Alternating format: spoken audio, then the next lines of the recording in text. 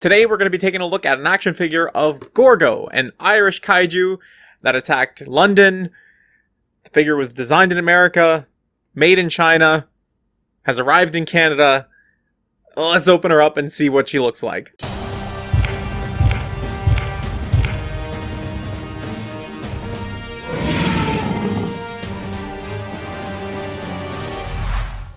And here we are with the packaging for the comic Gorgo action figure from Titanic Creations. Just taking a look at the box here, you can see that it has some really nice artwork. This artwork is actually featured on the cover of the new Gorgo Legacy comic book, which was announced after this figure was put up for sale.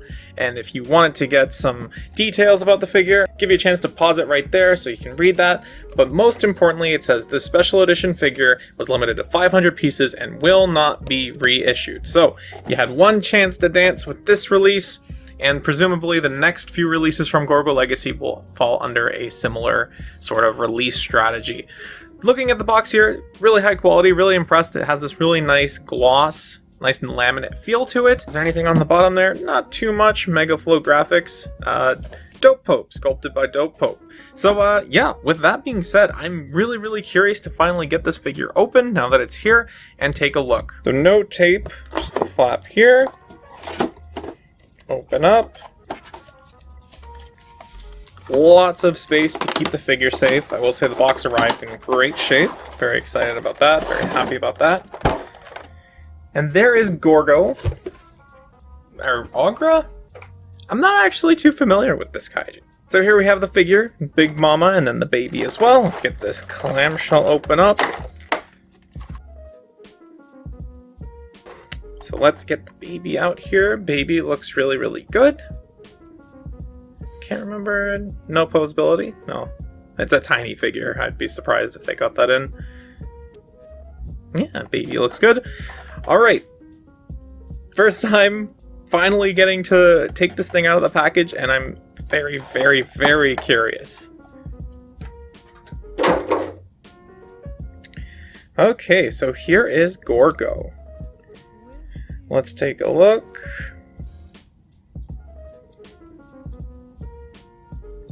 In terms of plastic quality, feels really solid.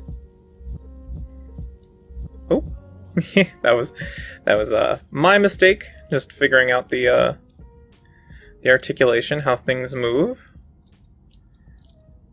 So it looks like there's upwards of 10, maybe 12 different segments here, so you can actually get a really decent range of motion here. If you have the Super 7 releases, I would say it's better than that Godzilla. So actually, that tail popping off gives me a good chance to actually look at how the joints are designed here. So it's very similar to Monster Arts, where you have a combination of the peg ending in the ball joint, and then those sort of shells separating the sockets. So let me just get this back in real quick, and make sure it's actually secure this time. Okay, so there. We're back. Arms. Elbow. I don't know what the name for this style of joint is, where it's like a ball where you can switch between sort of the in, out, and then the up, down. I don't know what the official name for that joint is, but it looks like Gorgo has that. Yeah, so you can do the in, out. Yeah.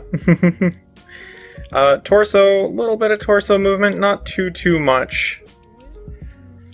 Not too much. Maybe if I gave it a little bit of heat treatment, it would loosen up a little bit.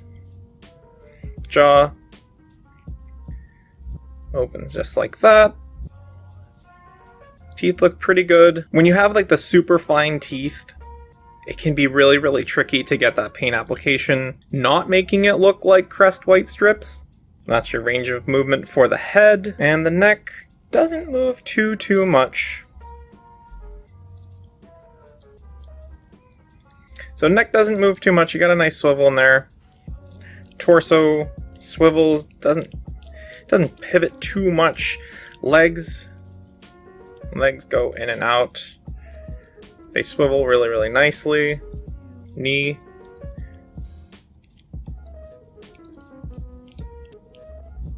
That's about the range of movement that you can expect. Ankles. Ankles have that same similar joint that the wrists have. And one thing that I don't like about that type of joint is that it can be kind of finicky to get it to manipulate it the way that you want it to move. So, looks about like that. And then there's the mid-foot hinge, which looks like that. I've never really been a big fan of the mid-foot hinge, just because, like, on the figures that I do have it tends to not really support the weight of a figure. And so when I want to get them, like, sort of posed like this, like, they flop forward because the hinge is not strong enough to support the weight of the figure. Here, I would say that the hinge is actually quite strong. Oh, you can see Titanic Creations and Gorgo down there. The hinge is actually quite strong, so it doesn't bother me too much. Over time, I'm not sure how that's going to hold up. I know that on Discord, Titanic Creations has talked about abandoning that mid-foot hinge, and that just having a better designed ankle would, serve a very similar purpose. You will notice that this hinge does not exist on their upcoming Yongari figure, for example. This ankle over here is a little bit looser than I would like it to be. Makes that joint sort of just float around. So, that's not great. Maybe I could do something to tighten it up. So, like you can see in there, like that double pivot. I don't know what to call it. I'll call it a globe. A little globe joint. It doesn't really want to stay in the place that I want it to, which is a little bit frustrating to deal with. I imagine that this is not indicative of a wider issue with the figure. This is just my experience with my copy. But once I get this into position, it's really hard to actually get it. Here. Let me fix that. Let me fix that. There. Okay. I think we've got it. Yeah, it's really liking to swivel there a little bit more than I would like, but I'm sure I can find a way to fix that if it really does bother me in the future. Yeah, the articulation is pretty solid. I would compare it to a NECA figure in a lot of aspects. To me, this does come across as somebody's first action figure in terms of the way things sort of feel, the way things that sort of move. I think that there's improvements to be made in how the figure pivots there, because it's not really wanting to move. The neck joint here, similar thing, it's not really wanting to move. The head is actually quite good range, really like that. The hands, the arms, that all feels really good. I just wish that this ankle didn't like to wiggle around too much. And here we have Gorgo displayed with Baby Gorgo. In terms of the quality of this release, the paint finishes, the actual heft to the figure feel quite nice. Some of the looseness of things like those ankle joints and the tail segment, the very end tail segment falling off a little bit, those things are to be expected in any type of mass release product. I don't expect, any kind of replacement or anything like this. It does, make it a little bit harder to fiddle with this figure, but I do think that Gorgo looks really, really good here. I am not overly familiar with Gorgo or the source material, definitely not the movie, and especially more so the comics, so all I can really base this on is whether or not I enjoy it as a kaiju action figure. I am quite happy to have this in my collection. I feel like when Titanic Creations grows to be a larger company, this is one of those pieces that you get to look back on and think, wow, I was there at the beginning, and you'll be able to see how far that they've come. Now, this figure will not be reissued in its current form. The original Gorgo, the movie-accurate Gorgo that they did, will not be reissued in its original form. There's definitely conversations being had there about people who missed out on this release and the previous release, and so I'm sure the folks over at Titanic Creations are looking into ways that people can catch up and sort of have something similar like this while also honoring the elusive nature of those first releases. All in all, I would say that Gorgo is a solid release and a worthy addition to your collection if you care about niche or obscure kaiju or underrepresented kaiju.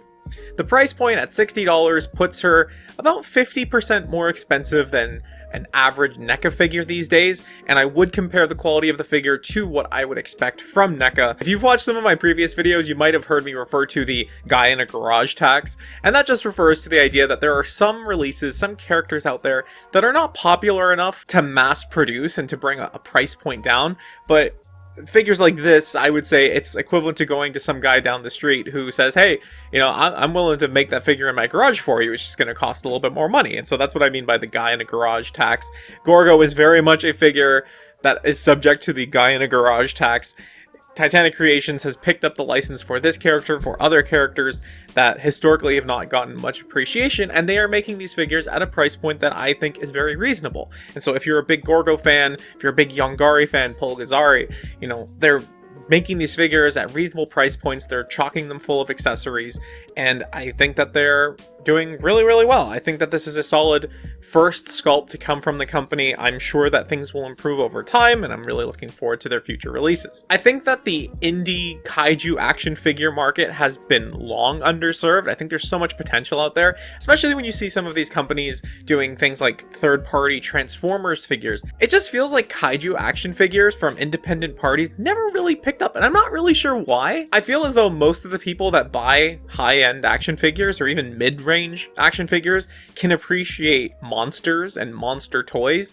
And so independent kaiju action figure creators, them not being a more prominent thing is something that's really puzzled me, and it's really cool to see that Titanic Creations is entering the game and bringing you some of those more niche characters, as well as some of their original characters. In a world where we're all discussing why things are so expensive, why so many repaints, it's really cool to see Titanic Creations basically saying, hey, we're just going to enter the game and we're going to do whatever the hell we want to do. If you're interested to learn more about Titanic Creations, I will be interviewing them here on the channel. That will be live for channel members July 30th, and then the recording will go up closer to the release of their next campaign for Polgazari in around mid-August. So if you want to pay the $1.50 US to see that interview live, you can click the link down below. Thank you to all of the channel members for their continued support, as well as everyone else that watches my videos. Your support is very much appreciated. Social links are in the description. Thank you for watching, and I'll talk to you again soon.